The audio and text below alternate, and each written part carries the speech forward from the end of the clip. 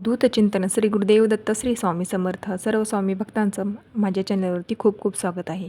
अक्षय तृतीयेचे महत्त्व काय? नमस्कार मंडळी. वैशाख महिन्यात येणारा महत्त्वाचा सण म्हणजे काय? वैशाख शुक्ल तृतीया आणि या तृतीयेला येणारा दिवस म्हणजेच अक्षय तृतीया. हा अतिशय महत्त्वाचा सण म्हणजे जप, होम, दान, धर्म आणि आपल्या पितरांचे तर्पण याचे मिळणारे फळ अक्षय्य राहते. म्हणून भक्तांनो, या दिवशी चांगले कर्म करावे, चांगले विचार करावा, चांगले बोलावे, तसेच कोणत्याही शुभ कार्याची सुरुवात जाणीवपूर्वक या अक्षय तृतीयेच्या दिवशी करावे. कारण जे हे आपण केलेले काम भविष्यामध्ये अक्षय्य राहते आणि अजून चांगले वाढते, भरभराटी वाढते आणि या कार्याची कधीही नाश होत नाही. म्हणून या दिवशी शुभ कार्य करावे. नवीन कपडे, घर, सोने, नाणे, गाडी, मौल्यवान वस्तू खरेदी करायचे असेल तर आवर्जून या दिवशी करायचा प्रघात आपल्या हिंदू धर्मात आहे. अक्षय तृतीया हा 3.5 मुहूर्तापैकी एक मुहूर्त शुभ मुहूर्त मानला जातो. म्हणूनच या संपूर्ण दिवसाला शुभ मानले जाते. आपणही या दिवशी काय करायचे आहे? चला तर आपण पाहूया. अक्षय तृतीयाच्या दिवशी आपण नवीन कपडे घालावेत, तसेच सोने, चांदी यासारख्या वस्तू खरेदी करावेत. या दिवशी तांदूळ, मुगाची डाळ यासारखे पदार्थ खावेत. सोबत ब्राह्मणांना सुद्धा जेवण घालायचे आहे. चंदनाने श्रीकृष्णाची पूजा करून त्यांची पूजा करायची आहे. त्यामुळे वैकुंठ मिळतो. या दिवशी तुम्ही दानधर्मही करावा.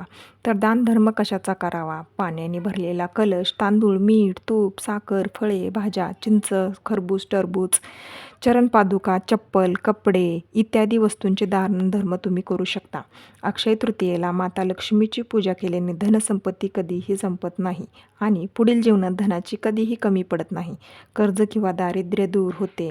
त्यामुळे माता लक्ष्मीची पूजा या दिवशी करायची आहे. माता लक्ष्मीची पूजेने घरातील धन आणि धान्य कधीही संपत नाही.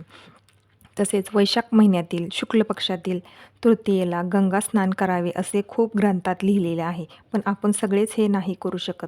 परंतु घरातील पाण्यात गंगाजलचे 2 थेंब टाकून तुम्ही स्नान करू शकता. त्यामुळे तुम्हाला तीर्थस्नानाची पुण्यप्राप्ती होते. तसेच या दिवशी नदी, पवित्र सरोवर किंवा समुद्र यासारख्या ठिकाणी स्नान केल्याने जे काही केलेले पाप असतील त्यातून मुक्ती मिळते.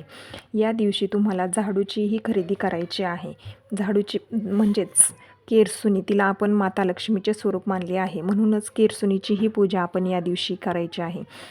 दिवस रात्र मेहनत करून, कष्ट करून देखील घरात शांती किंवा स्थैर्य नसेल तर अक्षय तृतीयेच्या दिवशी एखाद्या मंदिरात जाऊन केळाचे झाड लावायचे आहे आणि देवाला आपली समस्या सांगायची आहे. हे केल्यामुळे तुम्हाला लवकरच चांगले फळ मिळेल.